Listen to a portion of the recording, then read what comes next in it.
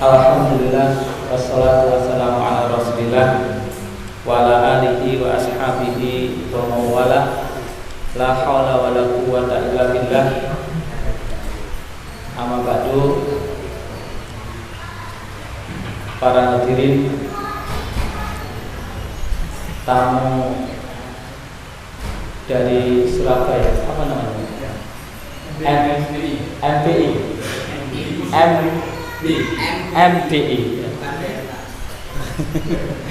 Ya.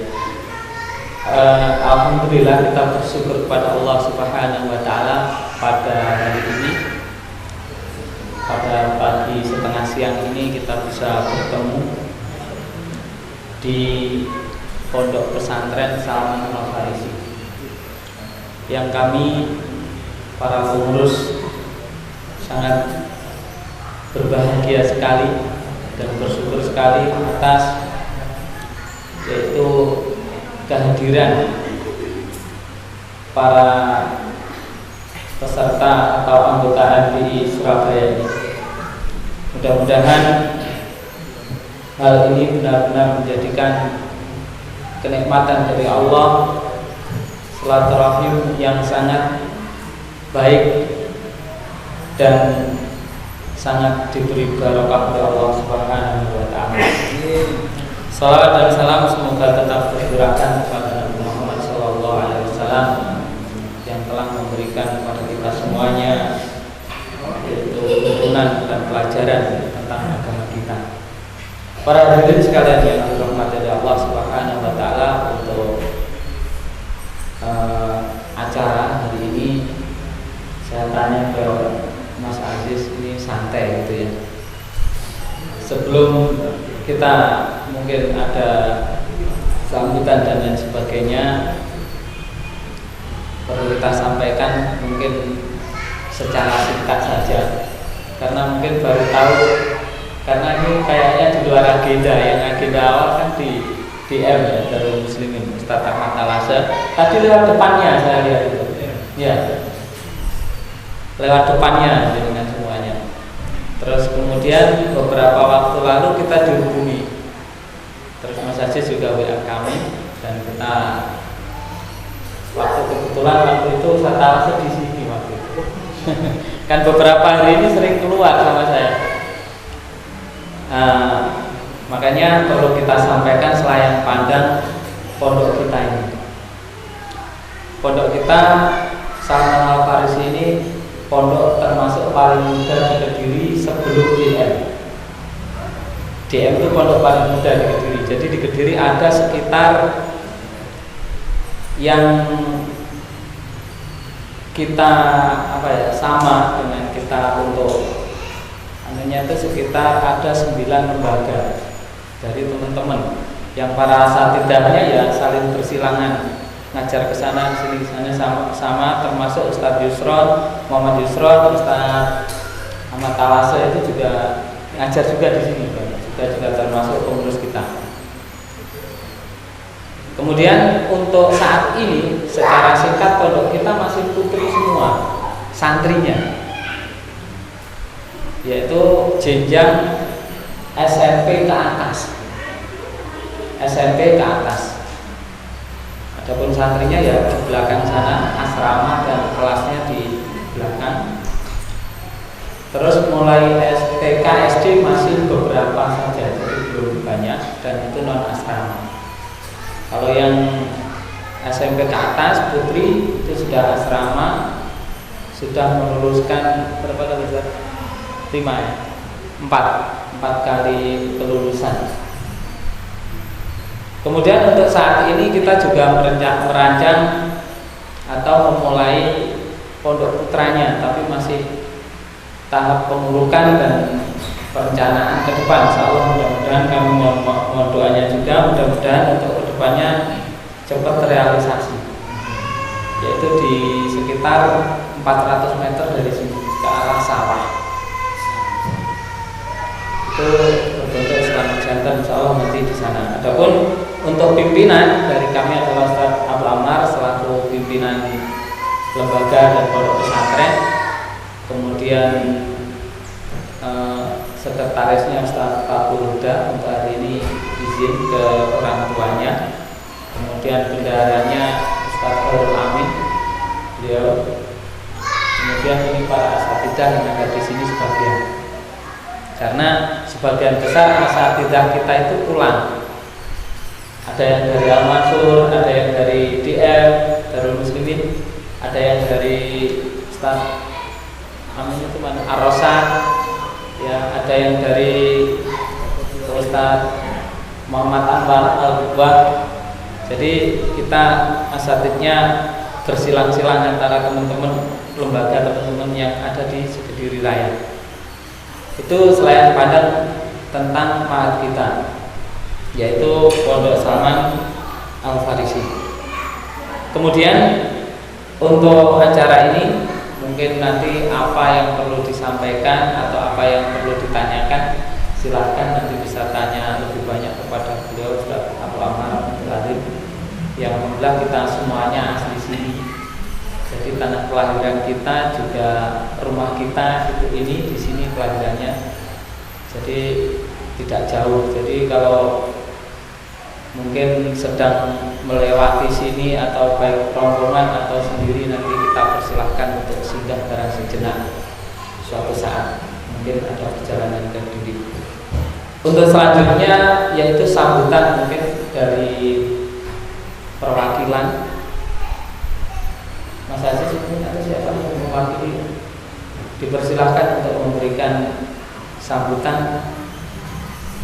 Kita kan santai ya, jadi tidak tersusun acara resmi. Nanti mungkin, atau perlu kita kenalkan dulu ya. Ini saya Abu Zaki Sigit Purnomo yang dihubungi Mas Aziz. Terus Ustaz Abu Ammar Tuladim, beliau adik saya, jadi adik kandung. Ya. Kemudian Ustaz Khairul Amin, Ustaz Abu Bakar, Ustaz Asani, dan Ustaz Afan. Dan ini kedua-duanya ini Sidoarjo. Beliau Sidoarjonya mana Ustaz? Waru. Kalau ini masuk Surabaya itu Sidoarjo.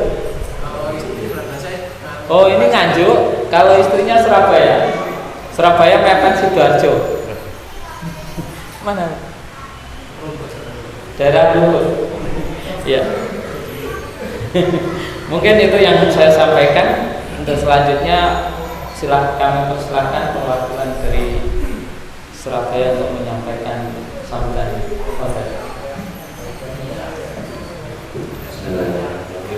Assalamualaikum warahmatullahi wabarakatuh.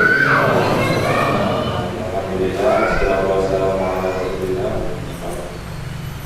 Pertama-tama kami ucapkan jazakumullahu khairan katsiran atas sambutannya, semuanya masya Allah ini. Alhamdulillah ya, ini Kediri ini akhirnya terrealisasi juga. Kalau beberapa kali agenda itu 3 kali kalau tidak salah. Batal terus terus. Akhirnya sekarang kita bisa di sini dengan 3 tujuan. Sebenarnya terus itu ya. Pada dulu Ustaz Ahmad Al-Asa dahulu, jadi kita pindah ke sini. Nanti setelah ini baru kita ke Darul Muslimin sama ke Akin Muslim. Acara kita kesini ini dalam rangka yang itu berbagi usaha. Alhamdulillah sudah 1.000 lebih. Alhamdulillah yang telah disalurkan ke Gresik, Al-Qur'an, terus di Lumajang juga, Lebar, kemudian ini Kediri. Mungkin nanti setelahnya insya Allah akan menyusul lagi agenda lain, karena agenda ini masih terus dibuka untuk donasinya, dan kemungkinan nanti ada agenda-agenda lain insya Allah. Kita acaranya di sini santai aja ya. Mungkin nanti kita bisa sedikit untuk mengisi waktu nasihat-nasihat buat kita, khususnya itu ini yang sering di jalan supaya tidak arogan, tidak apa itu gimana jalan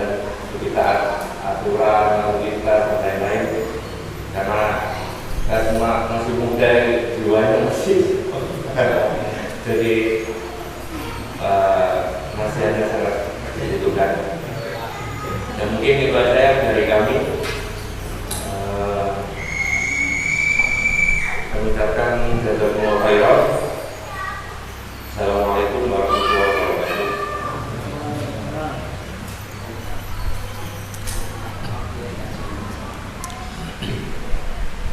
Terima kasih disampaikan sambutannya. Untuk kedua kalinya, monggo sambil kita santai dipersilahkan untuk menikmati hidangan yang ada ala desa. Dipersilahkan ya, sambil nyantai, sambil ngobrol mungkin atau apa nanti silakan. Untuk selanjutnya yaitu sebagaimana yang diminta dari para elders, yaitu kajian singkat dari beliau Ustaz Abu Atim Abdul Alim Abu Ahmad. Kami persilakan.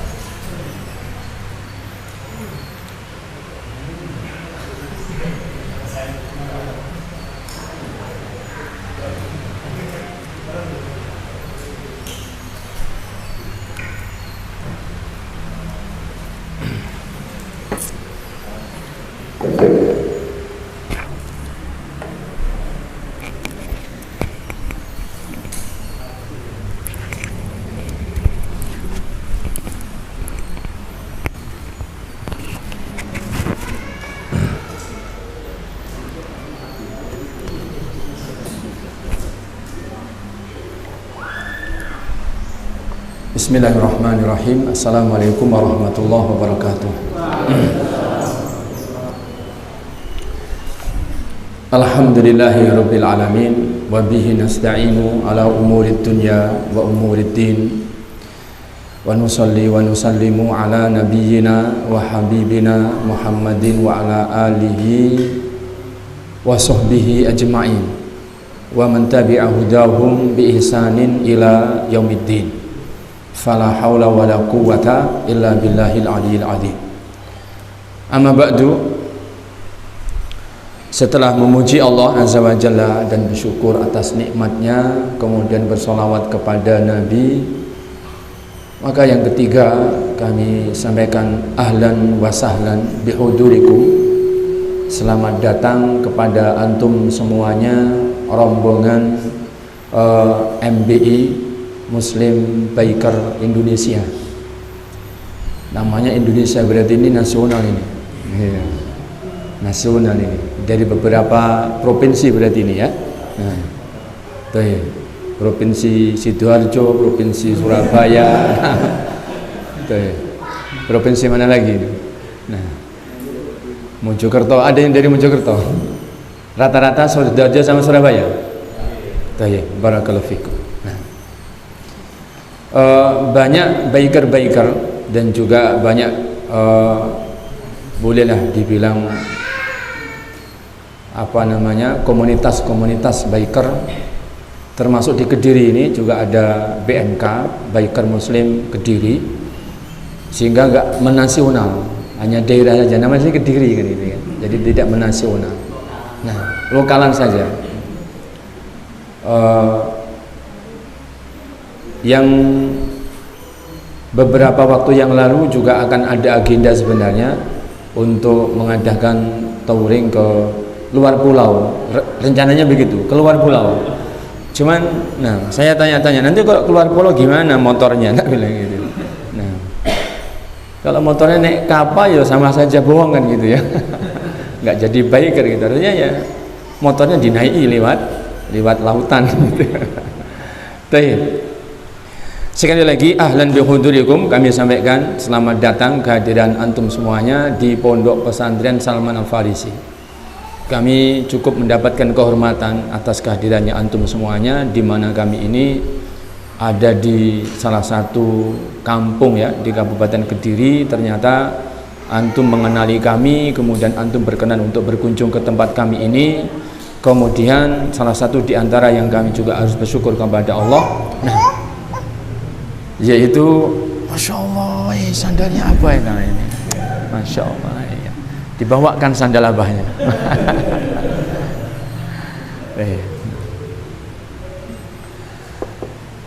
Seperti yang diprogramkan oleh antum semuanya. Jadi Muslim Biker Indonesia memprogramkan untuk tebar mushaf. Ini termasuk di antara program-program yang baik, yang saya berharap program seperti ini juga menjadi program-program yang bisa ditiru oleh yang lainnya. Kalaulah antum barangkali bukan pioner dalam bab ini sudah banyak yang memiliki program tebar mushaf, tapi mau tidak mau antum akan diikuti oleh yang lain. Mungkin ada komunitas-komunitas biker yang nanti mengetahui kegiatan antum dan akan melakukan seperti yang antum lakukan, dan ini termasuk kegiatan yang sangat bagus. Dan kegiatan yang antum adakan termasuk membuat komunitas biker ini memang ini kayaknya baru ini ya, kayak ini baru. Memang saya tahunya juga di tahun-tahun 2000-an belakangan ini saja ada biker-biker muslim, komunitas-komunitas biker itu. Dan kalau kita mau mengkaji tentang masalah komunitas-komunitas biker ini, sebenarnya segala sesuatu itu ada positif negatifnya. Segala sesuatu itu ada positif dan negatifnya. Bicara tentang biker, ada positif dan negatifnya karena namanya kegiatan bermotor. Nah, ini kegiatan yang mubah. Mubah itu boleh gitu ya. Boleh. Jadi seperti yang lainnya. Nah, biker berarti mereka-mereka yang boleh dikatakan senang, suka berhobi motor atau motoran. Ini sebenarnya juga sama dengan mereka-mereka yang senang, yang suka dan berhobi dengan sesuatu yang lain, tidak motoran. Nah, misalnya senang, suka, berhobi, misalnya main HP, misalnya gitu ya, main HP. Berarti apa namanya? Komunitas HP itu berarti apa? Kalau motor kan biker, dan kalau HP apa berarti? Hah? Nah, haper gitu ya, HP-nya jadi haper gitu. Netizen atau apa namanya? Hah? Itu sama sebenarnya. Makanya saking senengnya, saking sukanya, bermain HP, pengajian juga lo main HP gitu ya. Padahal majelisnya majelis pengajian, main HP pula. Nah itu, saking sukanya, saking senengnya. Ini sama, jadi juga ada sisi negatif, ada positifnya. Karena itu juga perkara yang mubah, perkara yang boleh. Kita tahu hukum Islam itu ada 5 itu ya, ada 5, ada yang wajib, ada yang haram gitu ya, ada yang makruh, ada yang sunnah, mustahab, ada yang tengah-tengah ini mubah. Ada yang mubah. Mubah ini kalau di tengah ini berarti kalau goyang ke kanan menjadi sunnah, mustahab, semakin ke kanan bisa menjadi wajib. Tapi kalau goyangnya ke kiri, makruh minimalnya, semakin ke kiri menjadi haram. Makanya jangan ngiri kita itu, nganan terus saja gitu ya. Kalau biker kita nganan terus saja Mas Aziz itu ya. Nah, ya begitu. Dan Masya Allah ya, kalau misalnya kita mendapati traffic light itu, kalau belok kanan tidak ada itu, yang belok kanan terus kan nggak ada ya. Yang belok kiri ada kan, belok kiri terus. Tapi semuanya apa enggak itu? Enggak kan? Nah, terkadang, ini belok kiri, wis baiknya terus, padahal harusnya enggak terus. Akhirnya ngiri kan gitu. Akhirnya apa? Ngiri. Nah, kita tadi sebutkan kalau ngiri itu tidak banyak sampai ke makruh, tapi kalau sampai banyak bisa ke haram gitu loh ya, bisa ke haram. Nah, terus berarti hanya kalau ini tadi apa namanya, masa traffic light, lampunya merah, seharusnya berhenti karena beloknya kiri terus saja gitu. Ini juga melanggar yang seperti ini. Ini juga melanggar yang seperti ini. Karena traffic light ini dibuat oleh yang memiliki kebijakan dalam bab ini, yaitu Polri. Bukan semata-mata untuk hiasan di setiap perempatan, di setiap pertigaan, tidak hiasan di persimpangan jalan. Tapi ada maslahah mursalah yang dikehendaki. Ada kebaikan-kebaikan yang tidak disebutkan secara nas dalil tentang masalah tersebut, sehingga tidak boleh diabaikan. Tidak boleh diabaikan. Mungkin ada yang berdalih begini, ini kan nggak ada Al-Quran, nggak ada sunnahnya gitu, nggak ada dalilnya gitu. Berarti ngapain harus ditaati, harus dipatuhi gitu terkadang. Nah, jadi dalam Islam itu ada maslahah mursalah, dan para ulama menyebutkan maslahah mursalah ini perkara yang oleh syariat ditetapkan tidak dari nas dalil, tetapi dari kesimpulan-kesimpulan yang ada di balik dalil. Ketika itu tujuannya sama dengan maqasid syariah, dengan tujuan-tujuan pensyariatan, maka berarti itu maslahah mursalah yang wajib dipatuhi. Termasuk diantaranya misalnya itu tadi, nah, traffic light, lampu merah, lampu hijau, lampu kuning dipatuhi. Rambu-rambu juga demikian. Jadi bukan sekedar hiasan di pinggir jalan gitu. Wah, indahnya ini, apa ini? Misalnya gitu. Nah, rambu-rambu lalu lintas. Nah, makanya rambu-rambu lintas itu tidak dibuat indah ya, nggak ada yang dibuat indah ya.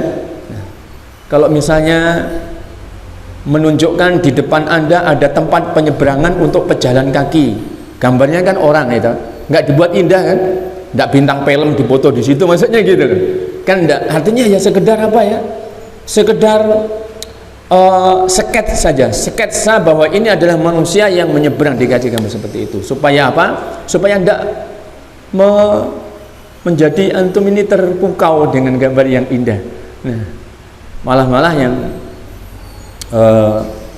di awal-awal tahun 2000 itu yang sempat dikeluarkan, kalau tidak salah perda waktu itu ya, tapi tidak tahu apakah sudah dicabut apakah tidak oleh pihak Polri, karena diusulkan ini menjadi peraturan lalu lintas, dilarangnya menggambar di bak truk bagian belakang itu, gitu, digambar macam-macam gitu. Nah, akhirnya yang belakangnya itu, pengendara yang belakangnya itu lalai. Nah, lalai, dia tidak perhatian jalan, sehingga akan cenderung menimbulkan kecelakaan lalu lintas dengan sebab itu. Perhatikan gambar yang di depannya, gitu kan, tulisan macam-macam. Tapi kayaknya sekarang semarak lagi, jadi itu tidak masuk di Mabes Polri untuk dijadikan ketetapan sebuah peraturan lalu lintas, itu kayaknya belum masuk. Mungkin dari para biker nanti mengusulkan kalau itu memang madharat ya. Ya kayaknya memang madharat gitu loh. Antum biker gini ada gambar begitu, kira-kira terpesona nggak misalnya gitu. Lah ini kalau terpesona di gambar itu kan bahaya, nanti bisa terjadi laka lantas kan gitu. Ini bahaya, oleh karena itu berarti perlu diusulkan. Kami biker gitu ya, Muslim Biker Indonesia gitu. Nah, mempelajari bahwa begini akan bisa menimbulkan laka lantas. Nah, oleh karenanya kami memohon ada peraturan peraturan untuk masalah seperti ini. Insya Allah itu, masya Allah, antum akan mendapatkan pahala jariyah seperti itu. Karena itu adalah kebaikan, akan mendapatkan pahala jariyah. Baik. Para ikhwan, para akhwat ini, karena ada ibu-ibu dan juga ada akhwat yang juga turut serta yang dirahmati Allah SWT, itu sekilas masalah biker, masalah itu bermotor dan sebagainya. Saya yakin dari beberapa kunjungan yang pernah antum adakan ke beberapa pesantren menuju tempat-tempat kediaman para ustadz dan semisalnya, sudah banyak mendapatkan nasihat, termasuk juga pengetahuan, wawasan sekitar masalah biker ini. Kami akan menambahkan barangkali faedah ya, termasuk yang tadi menggembirakan bagi kami, bahwa setiap kali antum mengadakan kegiatan atau kunjungan atau touring, namanya begitu mungkin istilahnya, ada maksud dan tujuan selain tebar mushaf, juga antum ingin mendapatkan sejumlah atau sedikit, kalau tadi dikatakan begitu, faedah ilmu dari para ustadz atau dari para kiai yang antum kunjungi. Maka ini termasuk kebaikan yang luar biasa, supaya kegiatan touring kita ini maknanya lebih banyak kemudian faedahnya juga lebih banyak. Kenapa kita menghendaki ada faedah yang kita dapatkan dari para ustadz? Karena kita ingin mendapatkan tambahan ilmu lah. Kalau kita ingin mendapatkan tambahan ilmu, itu berarti sama saja kita itu untuk thalabul ilmi, kan gitu ya.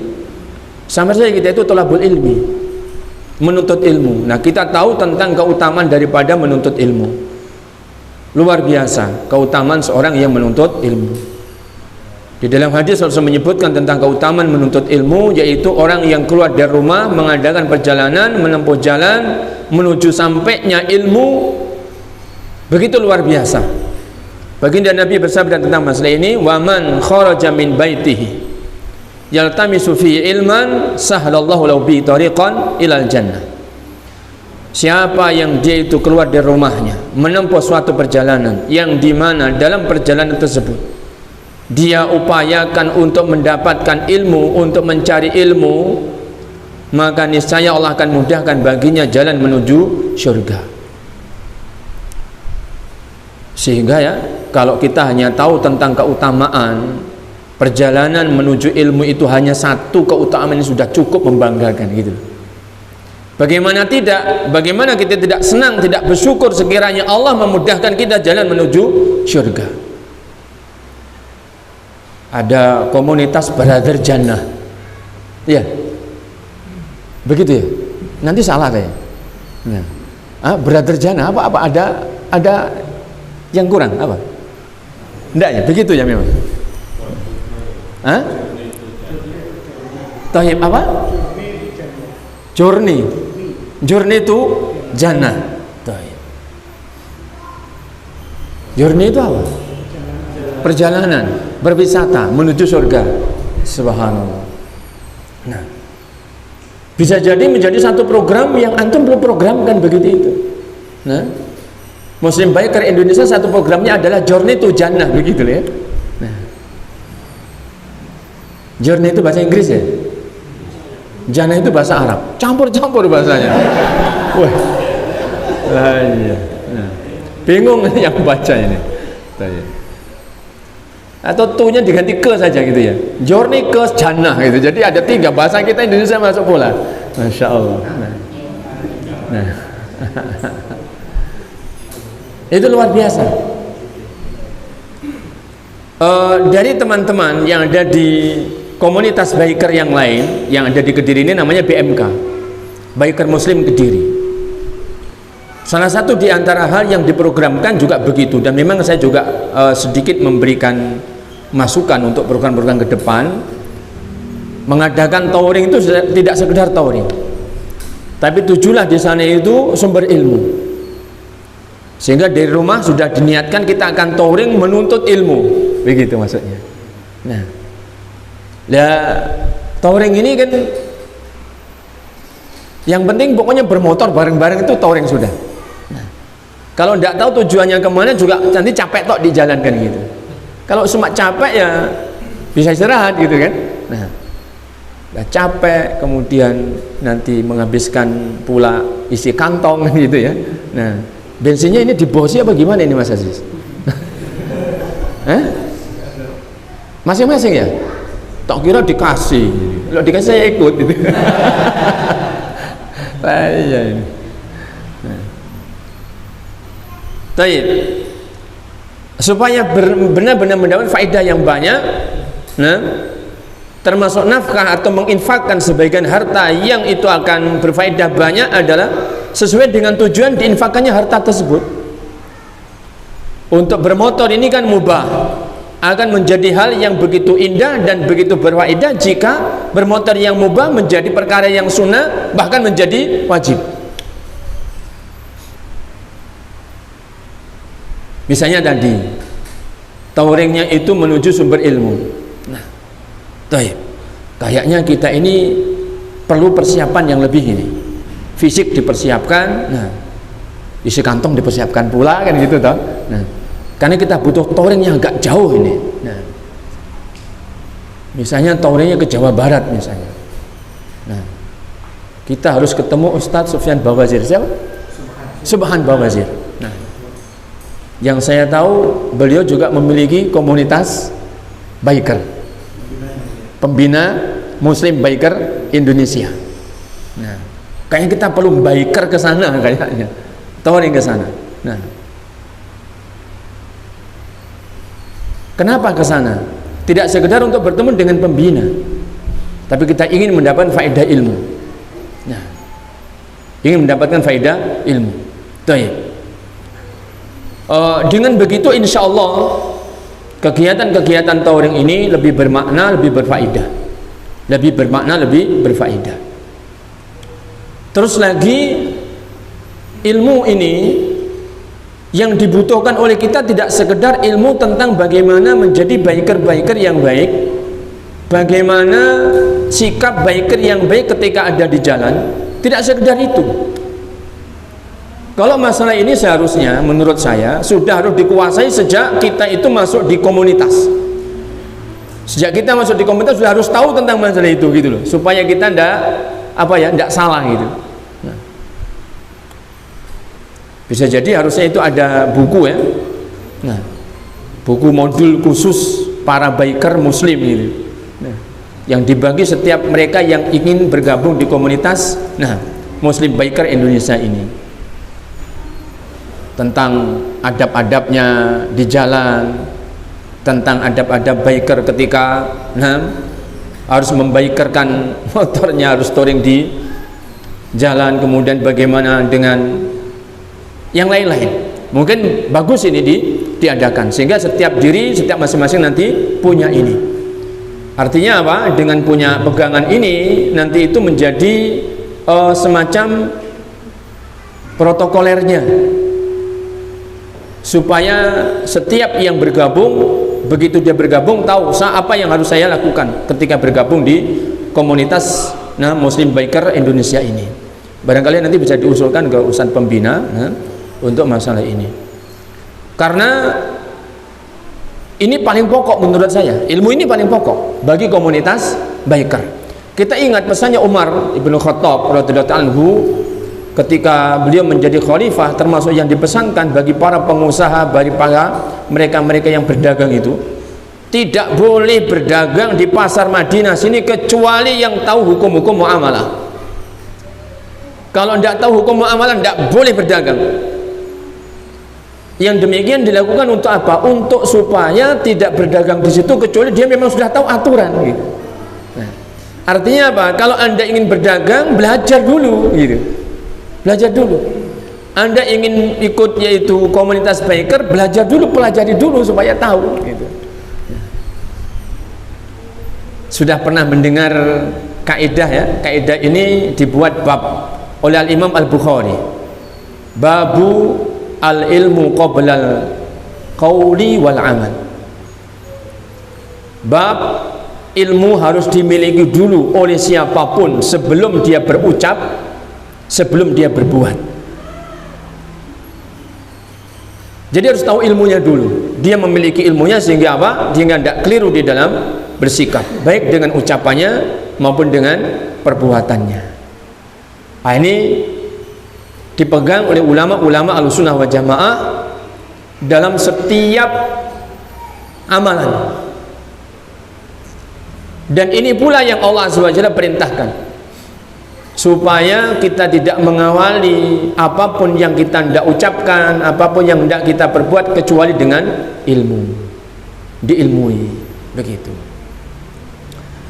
Ada kok disebutkan oleh ulama-ulama itu, misalnya ya, adab-adab jalan itu ada, karena jalan itu ada adab yang harus dihormati, dijunjung tinggi. Juga ada hak-hak jalan. Jalan itu punya hak, berarti kita harus tahu supaya kita tidak mengenyahkan hak-haknya jalan. Ini harus diketahui oleh antum di awal-awal ketika kita bergabung di komunitas MBI misalnya. Nah, jadi seperti itu menurut kami.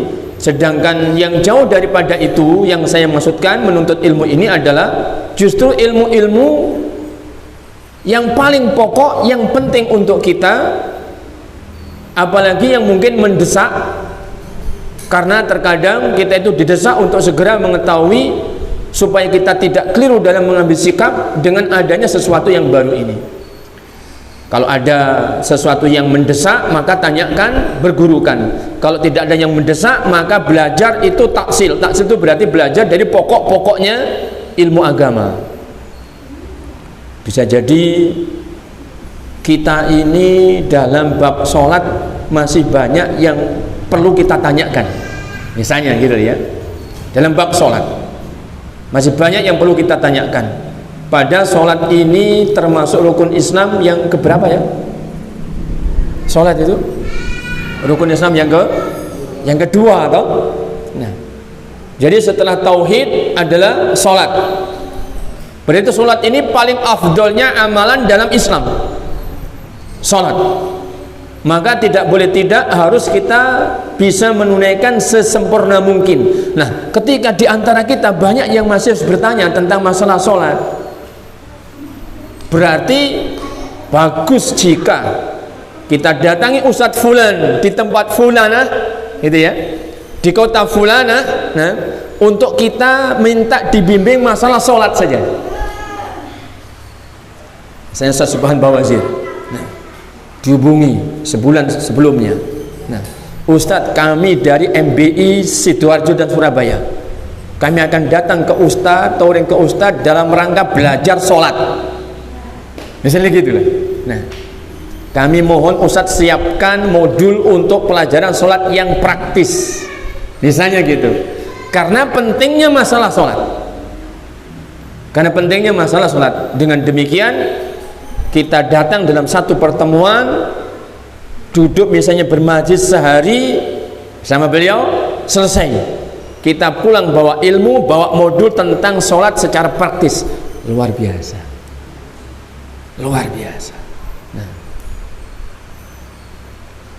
ini sudah bulan sekian, Sya'ban, setelah Sya'ban Ramadan, misalnya gitu. Datangi Ustadz Fulan, nah, di kota Fulana. Nah, kalau Ustadz Fulan, kalau kota Fulana, jangan keliru.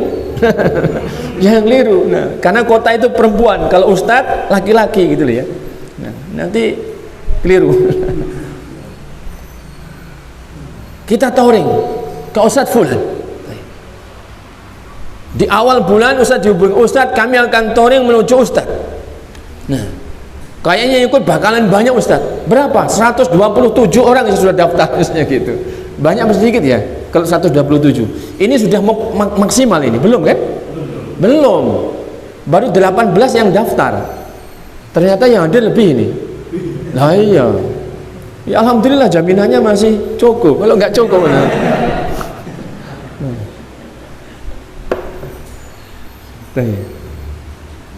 Alhamdulillah nggak nasi kotak loh Mas Aziz. Kalau nasi kotak itu ngitung loh tadi itu. Kalau ngitung kasihan ya nggak kebagian. Yang nggak daftar gitu ya. Tayyib, masya Allah. Nah, misalnya kita begitu datang kepada Ustadz Fulan di kota Fulana, Ustadz kami akan touring ke antum, kita mau ngaji masalah puasa. Dari A sampai Z, luar biasa. Sehingga antum datang mendapatkan ilmu, pulang mendapatkan modul tentang apa tadi, fikih praktis puasa Ramadan. Luar biasa. Maka apa yang tadi kita sebutkan di awal, bahwa kegiatan touring ini akan jauh lebih manfaat, akan jauh lebih manfaat. Karena selain daripada kita bisa tetap menggeluti mungkin kesukaan dan kesenangan dan hobi, nah ternyata itu tidak sekedar hobi, tapi adalah tolabul ilmi, menuntut ilmu. Maka luar biasa. Nah, mungkin ke Jember misalnya begitu, ke STDI di sana gudangnya para doktor kan gitu ya, gudangnya para doktor. Nah, kalau para dokter ya harusnya disesuaikan gitu loh ya. Nah, jangan kepada para dokter misalnya ngajinya ampleng-ampleng, jangan. Ini harus materi-materi yang sifatnya itu up to date, yang membutuhkan sikap benar terhadap apa yang sekarang sedang krusial, begitu maksudnya. Nah, Ustadz sekarang ini misalnya, nah di mana-mana dibicarakan masalah ini Ustadz, sholat di masa pandemi misalnya gitu. Nah, ada yang protokoler, ada yang tidak. Nah, Ini kami komunitas biker juga gitu, kita berselisih, perselisihan para biker, bukan perselisihan ulama, gitu. Makanya cuma gontok-gontok saja, gitu. Nah, kami akan datang kepada ustadz-ustadz yang ada di STDI Jember sini. Nah, kami mohon bimbingan untuk masalah ini, sikap yang benar, yang tepat masalah seperti ini, begitu. Nanti para dokternya akan menyelesaikan masalah ini. Nah, Masya Allah, luar biasa. Nah, dan Jember itu sudah lumayan jauh, ya toh? Dari Surabaya juga butuh berapa jam kira-kira? 4 jam sampai 4 jam. Nah, kesini tadi cuma 2,5 jam, itu pun ternyata istirahat. Diri aja istirahat antum ini. Berapa kali istirahatnya tadi? Sekali ya? Lah ya, cuma dari sana ke Diri istirahat antum ini. Saya akan Gresik 3 kali istirahat kok. Masya Allah. Nah, itu menurut saya maknanya lebih jauh, lebih baik. Sehingga touring-touring yang antum adakan akan jauh lebih bermanfaat. Termasuk yang penting juga saya pesankan, karena bagaimana juga antum meninggalkan keluarga, menggeluti hobi, jangan sampai memadorotkan rumah tangga. Berarti termasuk pesan-pesan yang baik adalah bagaimana supaya hobi ini tidak memadorotkan rumah tangga. Termasuk ilmu yang bagus untuk antum kaji. Nah, siapa pakarnya masalah seperti ini, antum datangi Ustadz Fulan di kota Fulana, minta keterangan tentang masalah seperti ini. Nah, mungkin sudah sepuh gitu ya, yang banyak pengalaman, yang sudah banyak makan garam, kan begitu. Nah, tentang pengalaman lebih banyak, tentang ilmu juga lebih mendalam, kemudian tentang hikmah dia jauh lebih bijak, maka datangi. Karena masalahnya adalah rumah tangga, kita perlu orang-orang yang bijak, yang sepuh, yang banyak pengalaman, yang luas ilmunya. Nah, itu ya. Bisa jadi istri di rumah itu banyak mengeluh. Nah, suamiku ini gimana gitu ya. Nah, waktunya begini, biker terus, touring terus, misalnya gitu. Nah, di rumah ditinggali anak, ditinggali cucian, tinggali masak, macam-macam, harus gini. Dia enak-enak touring motoran aja, itu hobi. Apa? Lah ya gitu. Kalau ditegur alasannya, pembinanya saja ustadz kok, gitu. Nah, kalau ditegur begitu, pembinanya saja ustadz kok, katanya ikut ustadz, gitu. Ustadz jadi korban. Jadi bempernya ustadz ini. Nah, bisa jadi ada problem nanti itu di situ. Kalau tidak ada pencerahan tentang masalah kerumah tanggaan ini. Nah, karena menggeluti hobi bagi suami istri ini memang harus ada aturan yang tepat, nah, di-manage dengan baik supaya tidak menimbulkan keretakan atau problem-problem dalam rumah tangga. Kalau misalnya touring ini haknya laki-laki misalnya gitu ya, si suami, nah, menggeluti hobi, nah berarti satu saat harus ada pula berikan haknya istri untuk menggeluti hobi. Nah, selagi hobinya untuk para akhwat loh ya, jangan hobi ikut laki-laki gitu. Suaminya touring, dia juga touring sendiri misalnya gitu. Ini yang nggak bener kan gitu. Nah, kalau gitu aku juga touring gitu. Nah, ada di sini jamaah kami sendiri gitu kan. Karena si bapak-bapaknya sekarang kan lagi booming ini, goes ini ya.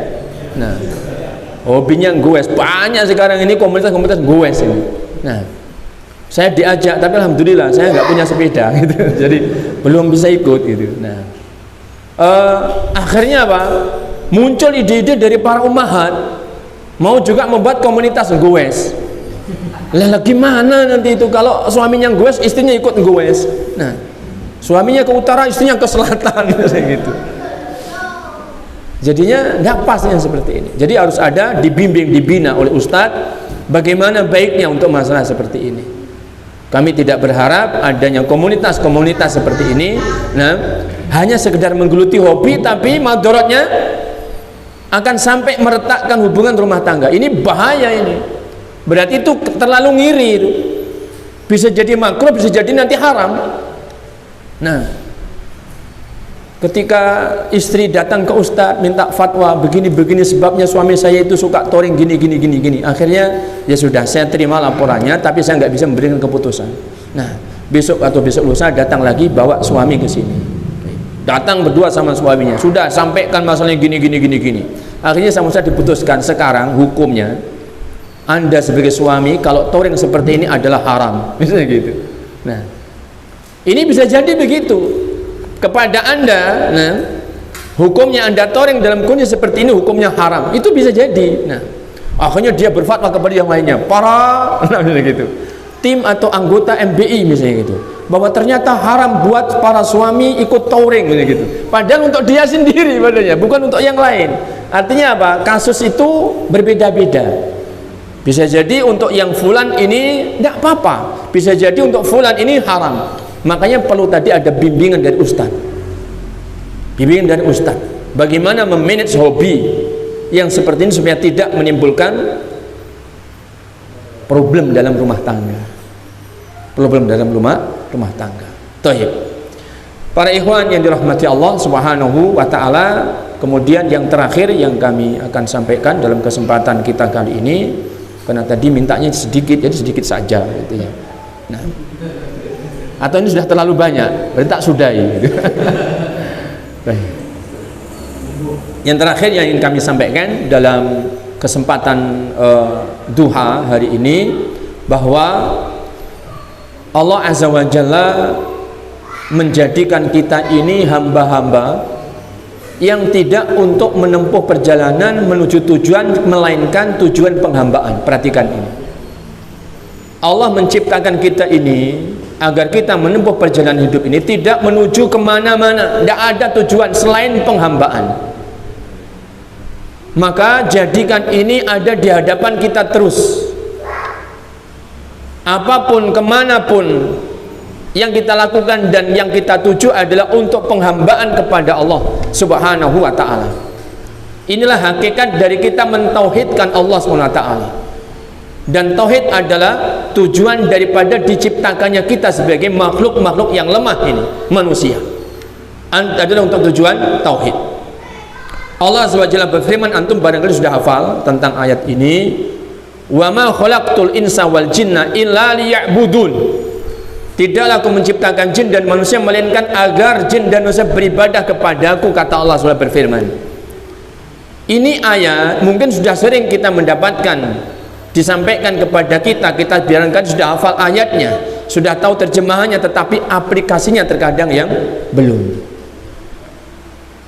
Kalau Allah SWT itu menciptakan kita sebagai manusia, tujuan atau hikmahnya adalah untuk penghambaan, beribadah kepada Allah, maknanya dalam aplikasi kehidupan kita, tidak boleh kita itu kemana, tidak boleh kita itu apa, melainkan untuk tujuan penghambaan.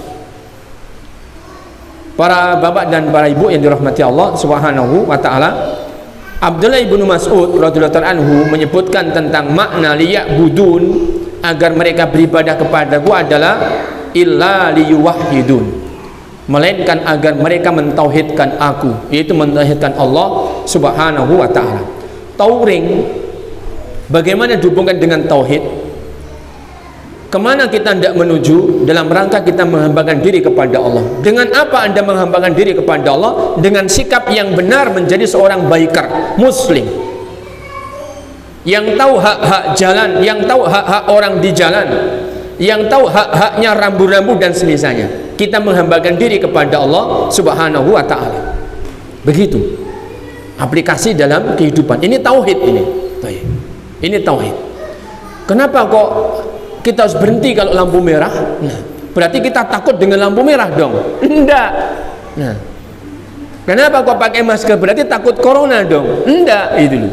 Nah, kenapa sholat kok harus protokoler? Berarti tidak takut kepada Allah, malah takut kepada WHO dong? Enggak, itu loh. Ini karena penghambaan diri kita kepada Allah SWT. Penghambaan diri kita kepada Allah dalam semua sisi kehidupan, diaplikasikan tauhid dalam semua sisi kehidupan.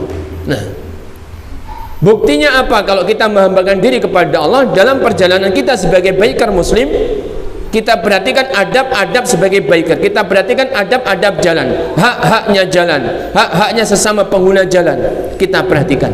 Termasuk yang paling utama, kalau kita itu menjadi orang-orang yang tidak mentauhidkan Allah sebagai komunitas biker, kita tidak lupakan hak-haknya Allah SWT untuk kita ibadahi.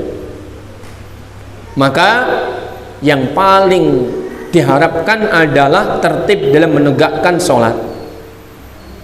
Di mana nanti kita akan singgah, sholatnya nanti kita jamaah apakah tidak, itu harus benar-benar menjadi program yang ada di depan mata setiap biker yang dalam hal ini adalah pemimpin, atau kalau di komunitas biker itu apanya? Ketuanya. Nah, karena ketua, touring ini seperti TL, tour leader ini. Amirnya safar berarti. Amir safar itu dipatuhi, ditaati dalam perkara untuk kemaslahatan anggota safar. Harus dipatuhi, ditaati. Makanya dia harus di depan, kemudian menaruh orang di belakang. Jangan tidak menaruh orang di belakang, supaya memudahkan bimbingan dan pembinaan. Kalau misalnya ketuanya ini menghendaki mampir di sini supaya anggotanya itu baik, maka mampir. Kalau seandainya istirahat di masjid ini, kemudian sholat dan seterusnya, itu ngikut dengan amir safarnya ini. Itu diantaranya bagaimana kita itu mengaplikasikan tauhid dalam kehidupan kita, termasuk di saat bertauring. Jangan terabaikan masalah tersebut. Karena hajat kita kepada Allah SWT itu dalam kondisi kita itu bertauring itu lebih. Namanya kematian itu datangnya kan tidak bisa disangka-sangka. Dalam situasi kondisi yang bagaimana juga nggak pernah kita bisa menyangka. Nah, tapi kalau dilihat dari sisi sebab datangnya kematian, bukan dari sisi takdirnya ajal tibanya kapan, tapi dari sisi sebab, maka Anda bersafar ini memiliki sebab yang lebih untuk bisa mendatangkan kematian, karena ada risiko apa? Laka lantas, kecelakaan berlalu lintas. Kalau Anda duduk di rumah, ada nggak kemungkinan datang mati? Ada, tapi sebabnya tidak lebih, karena kita tidak mendapati sebabnya. Tapi ketika kita touring, berarti ada sebab yang nampak oleh kita, yaitu adanya kemungkinan kecelakaan. Berarti hajat kita kepada Allah itu jauh lebih dibandingkan kalau kita duduk di rumah gitu. Nah, kita butuh dekat kepada Allah, kita butuh dijaga oleh Allah agar dalam keadaan kita bertauring selamat dari berangkatnya sampai kembali ke rumah masing-masing. Seandainya terjadi kecelakaan, kita berharap Allah menerima kita sebagai hamba-hamba yang husnul khotimah. Nah, maka hajat kita kepada Allah itu lebih, sehingga harus diperhatikan benar aplikasi tauhid dalam kehidupan kita, termasuk di saat bertauring. Nah, ini barangkali yang bisa kami sampaikan. Apabila ada kurang dan lebihnya mohon dimaafkan. Saya senang jika kegiatan yang seperti ini Masya Allah berlanjut dengan lebih baik lagi, tidak seperti apa yang kami bisa selenggarakan. Sesungguhnya kami inginnya itu ya memberikan sambutan yang lebih gitu ya, tapi kayaknya Allah mentakdirkan hanya seperti ini sambutan yang bisa kami sampaikan kepada antum-antum selaku tamu-tamu kami, sehingga kami juga mewakili teman-teman pengurus di pondok ini dan mewakili lembaga kami. Yang pertama, setelah kami sampaikan jazakumullah khairan, kami menyampaikan mohon dimaafkan dan dimaklumi apa yang bisa kami haturkan sebagai khidmah kami, pelayanan kami, diafah kami kepada antum semuanya. Selebihnya apabila mungkin ada sesuatu yang ingin untuk ditanyakan, ingin untuk barangkali konsultasikan, seandainya saya mampu akan kami berikan apa yang diinginkan dengan semampu kami. Demikian waktu kami berikan, waktu kami kembalikan kepada antum, kepada panjenengan semuanya. Barangkali ada sesuatu yang ingin disampaikan, fal yatafaddal mashkuran.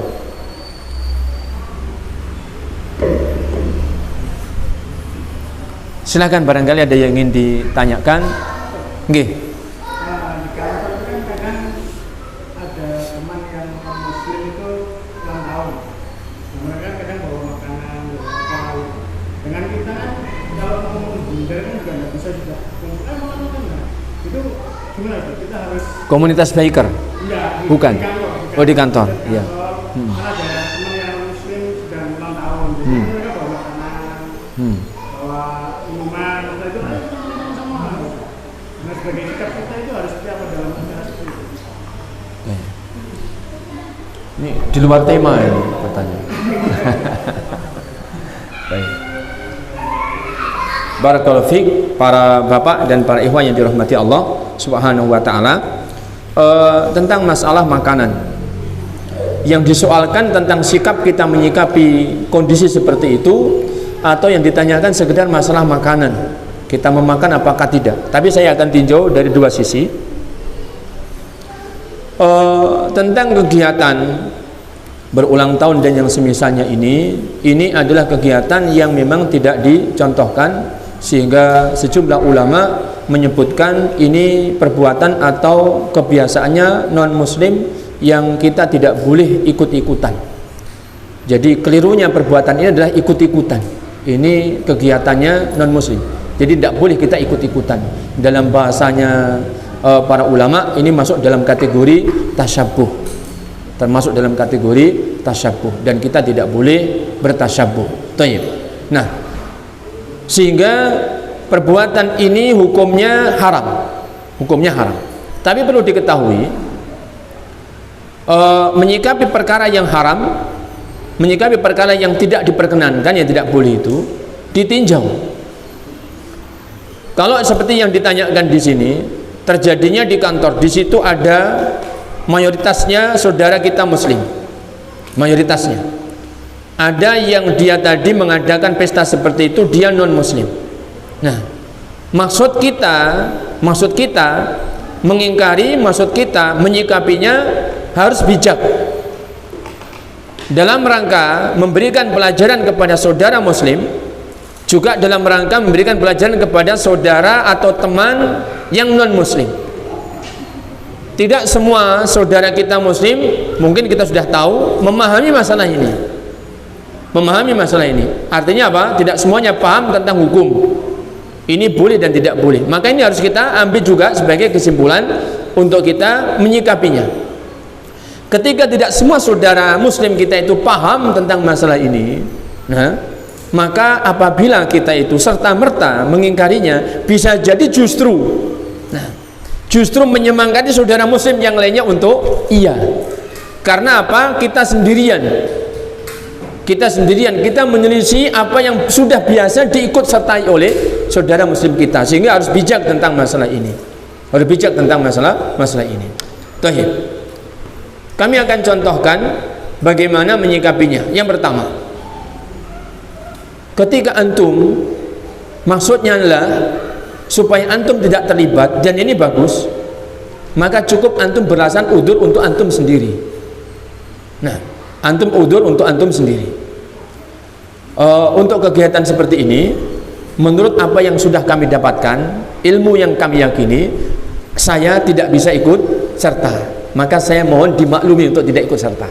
Nah, biarlah saudara muslim yang belum tahu misalnya ikut, dia dulu. Nah, karena apa? Mereka belum tahu.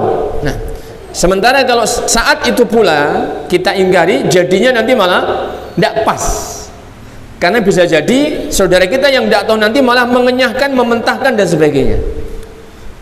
Dimentahkan dan dienyahkan justru di hadapan yang bukan saudara kita muslim. Tentu efeknya tidak lebih baik. Nah, setelah itu barangkali berlalu, baru nanti suatu saat kita akan bicara tentang masalah seperti ini. Kita bicarakan, kita sampaikan ilmu yang kita ketahui kepada saudara muslim kita. Bukan di waktu itu, di kesempatan yang lain. Nah, juga kalau kita itu punya teman yang tadi itu non muslim dan akrab, bisa jadi disampaikan pula kepadanya. Menurut agama kami, keyakinan akidah kami sebagai muslim, nah, kita tidak boleh demikian dan demikian. Nah, Islam punya syariat, nah, yang syariat Islam ini diantaranya, salah satu diantara maqasid syariahnya, tujuan dan maksud disyariatkannya adalah supaya beda dengan agama-agama lain. Nah, makanya kita tidak boleh ikut-ikutan dengan tradisi atau kebiasaan agama lain. Itu baik disampaikan juga kepada teman yang non muslim. Tapi sekali lagi, di lain kesempatan, ketika tidak lagi sedang membicarakan masalah ini, diharapkan dengan cara seperti itu pelajaran kita sampai kepada teman-teman saudara muslim juga bisa jadi diharapkan diterima oleh saudara yang non muslim, sehingga tidak lagi mengajak saudara muslim untuk ikut pestanya mereka. Ini yang diharapkan. Yang kedua, sikap jika keadaannya tidak demikian. Keadaannya saudara muslim yang ada itu semuanya paham, sudah tahu, sudah ilmunya bahwa yang seperti ini kita tidak boleh. Nah, tapi mendadak ada saudara yang ada teman yang muslim yang seperti tadi membawa begitu dan demikian, acaranya seperti tadi, sementara saudara muslim semuanya sudah tahu. Ini teman-teman dekat kita juga sering mendapatkan kultum misalnya begitu di kantor, sehingga masalahnya sudah dibahas, semuanya sudah tahu. Ini berbeda. Kasus seperti ini berbeda. Maka ketika semua sudah tahu, antum mengingatkan. Mungkin yang lainnya lupa, antum ingatkan. Sebentar saudara-saudara, sebentar. Nah, ini kita kan sudah mendapatkan pelajaran. Nah, teman kita ini punya acara seperti ini, sementara kita sebagai muslim, nah, punya akidah yang berbeda. Kita tahu bahwa yang demikian tidak boleh. Nah, bisa jadi antum-antum lupa, maka ingat masalah ini, kita tidak boleh ikut-ikutan. Nah, ketika semuanya siap menerima, itu menjadi hal yang menyebabkan antum dan agama antum berwibawa di hadapan non muslim. Nah, baik. Oh, berarti agama antum tidak boleh begini, agama kalian tidak boleh begini. Iya, agama kalian tidak boleh begini, mohon dimaklumi. Nah, antum dan kawan-kawan menjadi berwibawa, agama antum berwibawa di hadapan non muslim. Sudah, maaf ya kalau gitu ya, tak bawa ke yang lain saja, begitu. Ini salah satu dari sikap bagaimana bersikap hikmah, bijak di dalam menyikapi hal-hal yang mungkin sering terjadi di antara antum. Itu demikian. Wallahu taala a'lam. Mungkin yang lain silahkan. Nggih, sambil santai. Nah.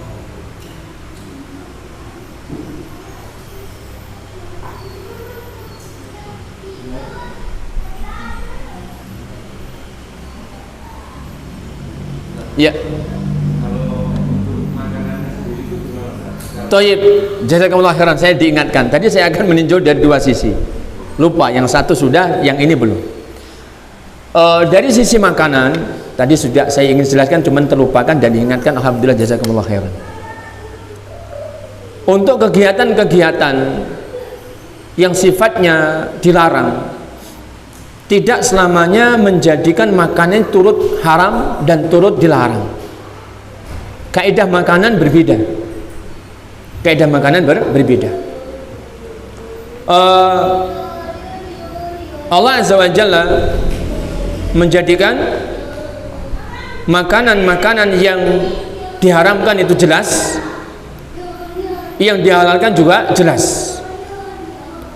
Allah menjadikan wa ta'amukum hilul lahum wa ta'amuhum hilul lakum. Antara ahli kitab dengan orang-orang yang beriman, makanannya itu halal. Sembelihan, berarti untuk sembelihan tidak ada masalah, halal. Nah, kalau sembelihan saja halal, berarti kalau itu non sembelihan maka justru tidak ada masalah. Sekiranya mendapatkan hadiah, mungkin bertetanggaan, ada masak agak besar, mungkin punya ayam kalkun yang banyak, besar-besar kan kalkun ya, kalau dipotong juga jadi banyak, akhirnya antum tetangganya dikasih. Ini tidak usah was-was, karena kalau ahli kitab, nah, sembelihannya mereka halal, sembelihannya mereka halal. Nah, lo kan mereka nggak membaca bismillah, Ustaz. Mereka baca bismillah nggak kalau nyembelih? Hah? Enggak kan? Padahal yang disembelih tidak membaca bismillah halal apa haram? Haram toh? Nah, terus gimana itu? Mereka membaca apa yang alam mereka, syariatnya mereka, ala syariatnya mereka. sehingga tidak menjadi masalah bismillah apakah tidak bismillah. Yang bismillah tidak bismillah adalah seorang muslim mukmin. Seorang muslim mukmin. Nah, kalau dia menyembelih tidak menyebutkan nama Allah, bahkan yang disebutkan adalah nama selain Allah, maka menjadi haram. Meskipun yang menyembelih adalah muslim mukmin. Tapi kalau 9 ahli kitab, nah, maka begitu mereka sudah menyebutkan sebagaimana apa yang disyariatkan di dalam agama mereka. Nah, jadi apabila sembeliannya saja itu halal, berarti selain sembelian tidak ada masalah. Tinggal hubungannya dengan kegiatan atau ritual. Tinggal kegiatan itu berhubungan dengan apa? Ritual atau kegiatan. Nah, jika ini termasuk perkara yang ritual agama mereka, nah, kemudian dihidangkannya adalah di acara ritual mereka, maka tidak boleh. Karena ini berarti penghormatan agama mereka, pengakuan benarnya agama mereka, maka tidak boleh. Nah, bukan karena loh tadi makanannya kan halal sampai 9 juga halal, kenapa sekarang tidak boleh? Itu tadi sebabnya. Karena itu diadakan di tempat mereka, kemudian ritualnya ritual agama mereka, maka tidak. Kalau hubungannya tidak dengan ritual mereka, tidak ritual mereka, tapi diadakan di tempat mereka, nah, ritual itu berarti agama lah ya, ritual keagamaan mereka, peribadahan mereka. Nah, jadi ini bukan kaitannya dengan ritual peribadahan mereka, tetapi diadakan di tempat mereka. Nah, misalnya diundang untuk ikut makan-makan, ya karena sekedar mereka punya makanan yang berlebih, mungkin masak agak banyak, kemudian Anda diundang. Ini tidak ada hubungannya dengan ritual agama. Nah, tidak ada hubungannya dengan ritual agama. Ketika Anda mendapatkan hal yang demikian dan itu diadakan misalnya di rumah makan tertentu atau di rumahnya mereka, nah, yang diundang warga dan sebagainya, maka boleh, tidak mengapa.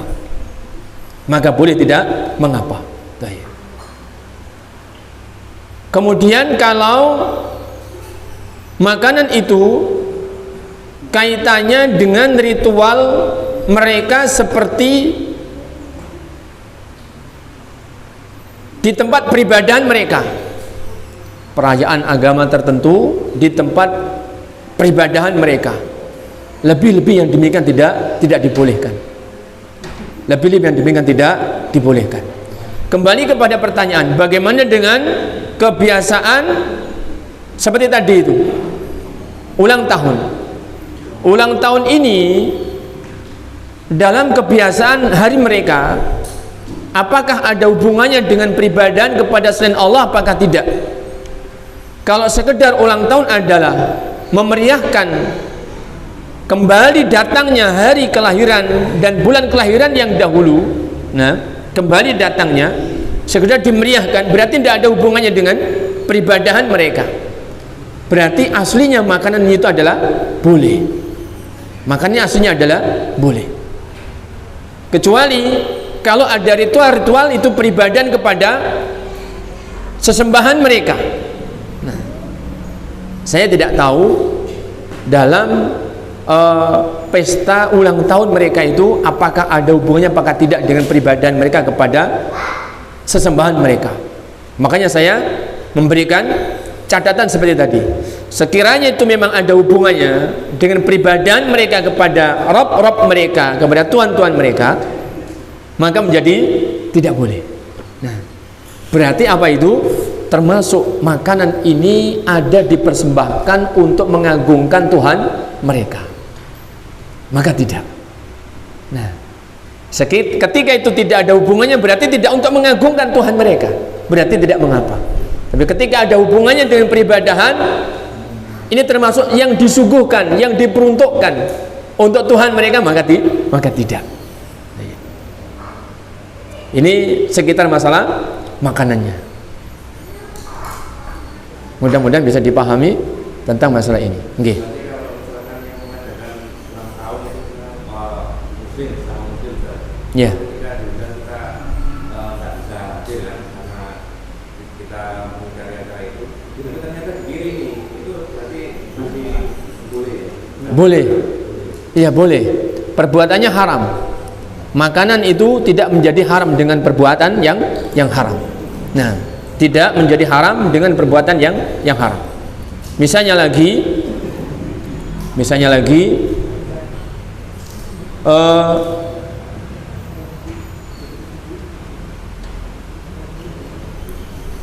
masak-masak karena dalam biasanya kita itu ada selamatan gitu ya.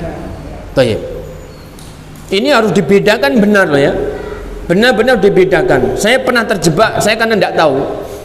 Ya waktu itu saya kan masih kecil. Jadi sekitar masih SD. Jadi belum benar lah istilahnya gitu ya. Untuk bisa memahami masalah hakikat daripada selamatan. Nah, sehingga sampai pun sudah gede tidak paham tentang ritual itu. Saya pernah ditanya di satu majelis hukumnya tentang makanannya gitu. Saya katakan dengan kaidah yang tadi kita sebutkan bahwa makanan tidak menjadi haram dengan sebab perbuatan yang haram. Tidak langsung begitu. Nah, tidak langsung demikian. Makanya dalam hal ini ketika ada acara seperti tadi masak-masak untuk selamatan dan sebagainya, saya katakan juga sama, tidak haram, tidak apa-apa. Nah, ternyata ada versi tertentu. Ada versi tertentu. Nah, yang hajatannya ini tidak seperti yang saya pahami, yaitu maksudnya adalah karena di beberapa tempat itu benar-benar hajatan itu disebutkan sodakoan, itu disebutkan demikian. Jadi selamatan itu hajatnya adalah apa? Sodakoan. Nah, sodakoan apa? Nyodakoi mbah yang sudah tidak ada. Artinya apa? Ini makanan dibuat, disedekahkan kepada orang atas namanya mbah. Kalau ini tidak ada masalah. Ini yang saya pahami. Nah, tidak ada masalah. Nah, dan insya Allah Ta'ala amalan seperti ini sampai kepada mbahnya jika muslim muslimah mbahnya itu. Karena termasuk amalan yang sampai pahalanya adalah sedekahnya anak-anaknya untuk bapak-bapaknya yang sudah meninggal. Dengan syarat jika bapak-bapaknya tadi muslim muslimah sampai wafatnya, maka sampai itu. Nah, saya disoal, Ustaz, nah, kok bisa begitu Ustaz? Kenyataannya itu begini ritualnya. Nah, baru saya dijelaskan oleh orang lain yang ada di majelis itu. Nah, itu kenyataannya begini Ustaz. Jadi ada ritualnya tidak sodakoan, tetapi adalah ditujukan, nah, sembelian itu kepada arwah-arwahnya. Perhatikan ini. Nah, jadi sama-sama disembelihkan. Kenapa kok nyembelih kambing? Nah, sodakoan. Artinya apa? Kambing disembelih supaya banyak dagingnya, terus dagingnya disodakohkan, pahalanya dikirimkan. Gitu maksudnya. Kalau ini tidak jadi masalah. Nah, yang ini tadi, yang kedua tidak begitu. Kenapa disembelihkan kambing ini? Disembelihkan untuk dikirimkan ke rohnya fulan. Bukan pahalanya, tetapi apa? Sembelian ini adalah untuk roh fulan. Tahu bedanya? Berarti ini termasuk menyembelih untuk selain Allah. Perhatikan ini. Jika itu sembelian adalah untuk selain Allah, nah, diperuntukkannya adalah untuk selain Allah, maka ini menjadi tidak boleh. Nah, dengan ritual yang kayaknya sama, tapi dengan tasawur, dengan deskripsi yang berbeda, menjadi hukumnya berbeda. Menjadi hukumnya berbeda. Nah, maka ini harus dipahamkan supaya kita tidak tersalah di dalam menghukuminya. Baik, barakallahu fikum.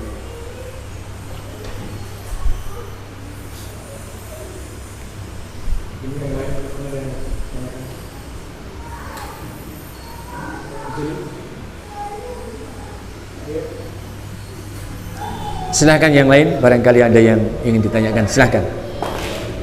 Yang Ustaz sampaikan tadi mengenai menanyakan solusi kepada seorang Ustaz untuk menyelesaikan masalah rumah tangga. Barakallahu fiik. Bagaimana tapi di sisi lain kita perlu bimbingan agar tidak salah mengambil keputusan.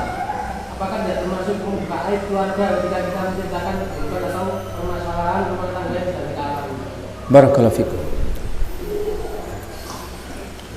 Termasuk perkara yang dijaga benar-benar oleh suami dan istri adalah aib rumah tangganya sendiri, harus dijaga. Oleh karenanya para ikhwan yang dirahmati Allah SWT, kalau ada permasalahan rumah tangga itu, selesaikan intern antara suami istri, selesaikan. Bagaimana bisa selesainya masalah itu?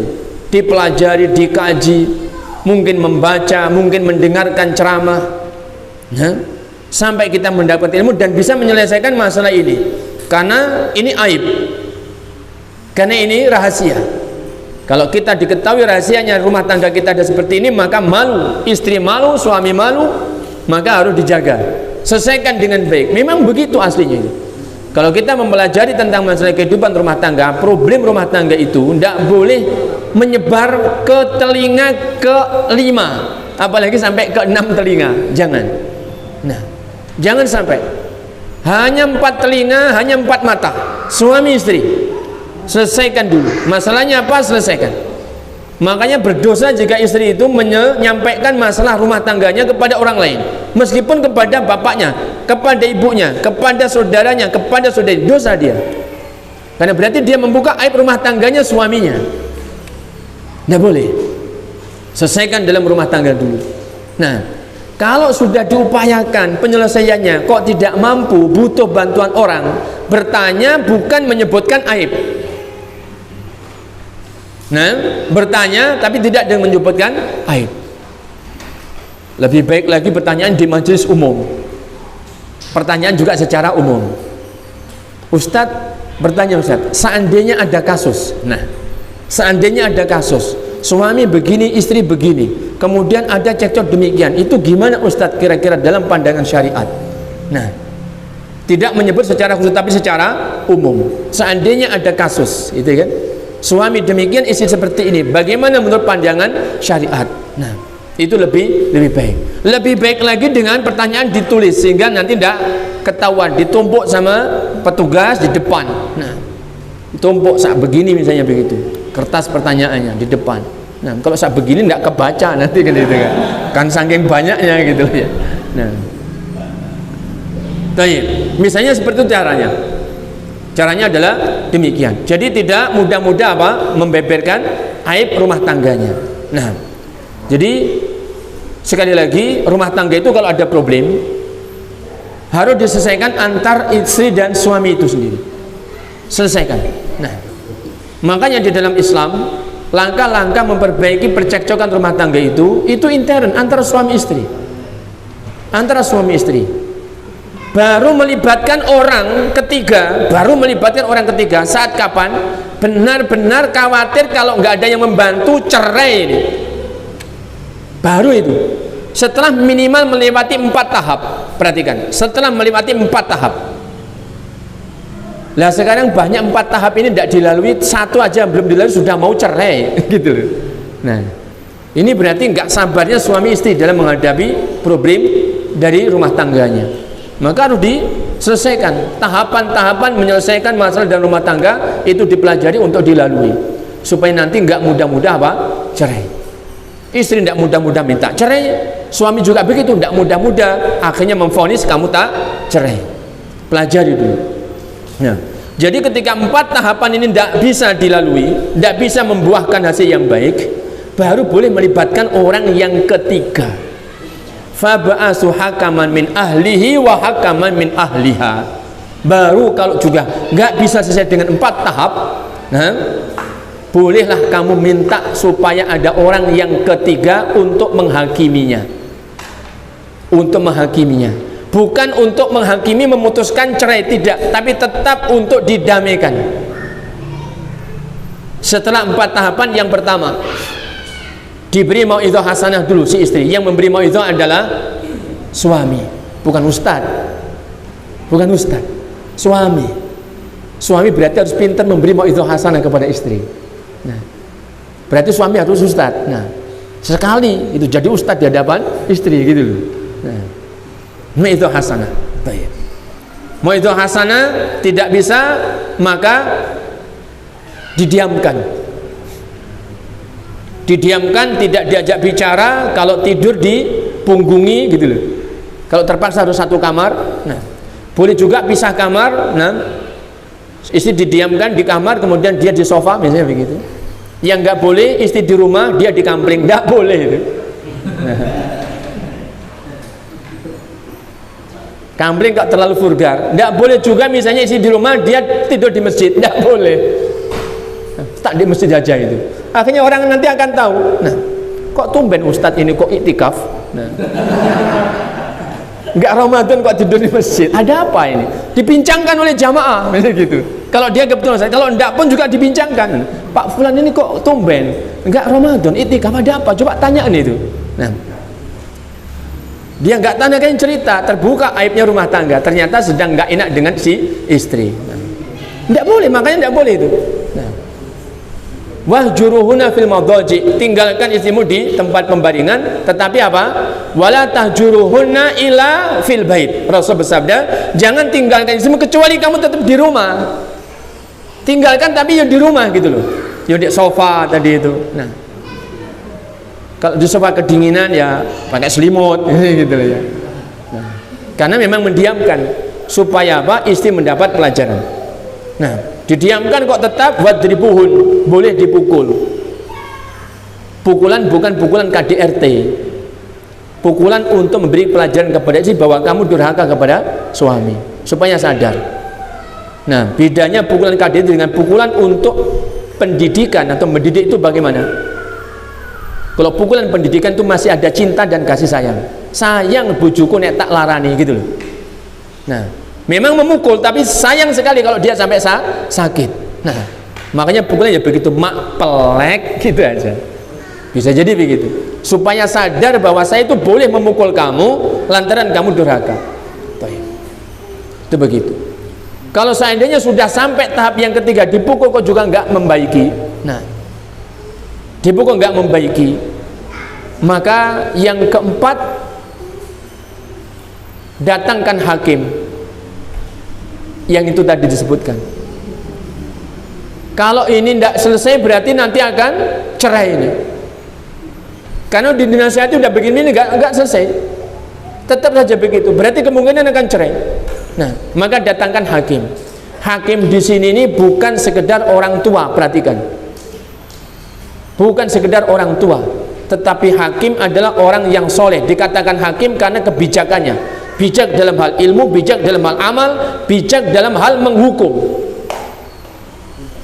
Sehingga bisa jadi usianya belum tua, tetapi sudah punya ilmu, punya amal, punya hikmah di dalam menghukum, maka dia adalah sebagai hakim. Nah, baru di situ. Terkadang tahapan ini belum dilalui, sudah akhirnya divonis macam-macam. Maka tidak boleh seperti itu. Maka tidak boleh seperti itu. Jadi aib itu dijaga. Terus yang paling mengena dengan pertanyaan ini, kalau orang itu untuk istifta, istifta itu adalah meminta fatwa, meminta fatwa, dan tidak bisa dipahami sehingga nanti dikhawatirkan keliru menetapkan hukum, memberikan fatwa. Nah, maka boleh membuka aib. Perhatikan, boleh membuka aib tapi tetap sekedarnya dan tidak dikategorikan dosa. Bahkan untuk istifta boleh menggibah. Gibah itu apa toh? Menyebut orang lain, ternyata orang itu kalau tahu disebut dia tidak senang. Artinya apa? Bisa atau boleh dalam istifta meminta fatwa itu sampai mengungkap aibnya orang, boleh. Jika tujuannya adalah meminta fatwa. Sudah ditempuh 3 tahapan. Sementara hakim saya tidak dapati. Orang tua kami, kerabat-kerabat kami bukan orang yang soleh, bukan orang yang alim, bukan orang yang hikmah.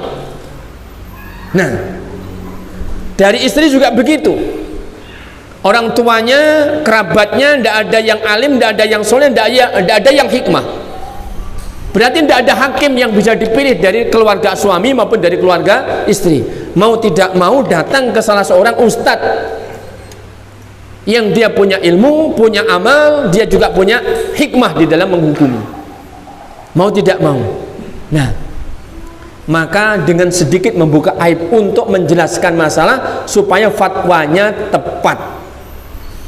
Tadi saya sarankan, seperti tadi saya contohkan, kembalilah beberapa hari bersama suamimu. Artinya apa? Kalau kita meminta fatwa untuk kebaikan rumah tangga yang tidak bisa diselesaikan intern rumah tangga suami istri, berdua sudah berembuk, tidak bisa ketemu, maka menghadap kepada seorang ustadz pun juga berdua, jangan sepihak. Maksudnya apa? Kita tidak ingin menyalahkan, menjadikan pasangan itu sebagai objek yang salah, tidak, tapi benar-benar kita berdua ingin baiknya rumah tangga kami bagaimana. Itu yang dikehendaki. Untuk kepentingan meminta fatwa seperti ini boleh membuka aib, tetapi sekedarnya, tidak boleh belak-belakan semuanya. Sekira sudah cukup ini saja yang disebutkan, maka sudah cukup. Ketika sudah mendapatkan fatwa, alhamdulillah, kembali baikan antara suami dan istri. Itu demikian. Makanya saya sarankan untuk tidak mudah-mudah ke konsultan perkawinan. Nah, bisa jadi konsultan perkawinan itu bagaimana ya? Tidak semuanya paham syariat, maksud saya. Sehingga yang terjadi di sana itu malah tengkar. Meskipun nanti akan ada penyelesaian, tapi tengkar dulu gitu. Nah, enggak, kamu gini enggak, yang ini kamu gitu. Akhirnya suaminya gontok-gontok, yang istrinya nangis gitu. Sampai akhirnya nanti diungkapkan aib-aibnya. Kesalahannya suami gini, kamu tuh gini macam-macam. Terbongkar semuanya. Tidak benar seperti itu. Harus yang tahu syariat. Jadi nanti benar-benar untuk mereda. Karena maksudnya bukan untuk dibeberkan aib, tapi maksudnya adalah mencari solusi rumah tangga saya seperti ini, baiknya seperti apa kami ini. Maka cukupkan seperti itu. Demikian, wallahu taala a'lam.